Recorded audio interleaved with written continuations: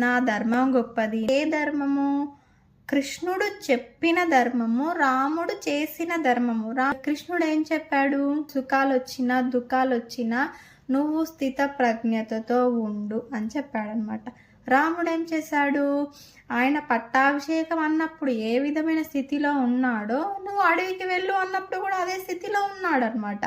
అదే నిరాకార స్థితిలో ఉన్నాడనమాట. అంటే ఇక్కడ కృష్ణుడు చెప్పిందే రాముడు చేశాడనమాట.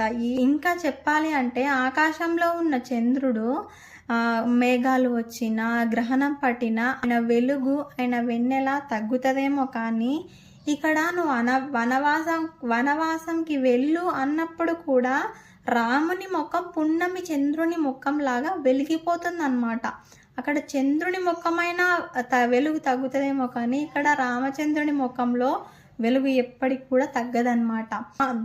తండ్రిని ధర్మమునందు నిలబెట్టడం ఒక సంతోషం, ఆ వంశానికి మచ్చ రాకుండా నేను చేస్తున్నాను అడవికి వెళ్ళడం వల్ల అని ఇంకో ఆనందం, నేను ధర్మాన్ని పాటిస్తున్నాను అని ఇంకో ఆనందం అనమాట. ఆ విధంగా రాముని ముఖంలో ఎప్పుడు కూడా వెలుగుతూ ఉంది అన్నమాట.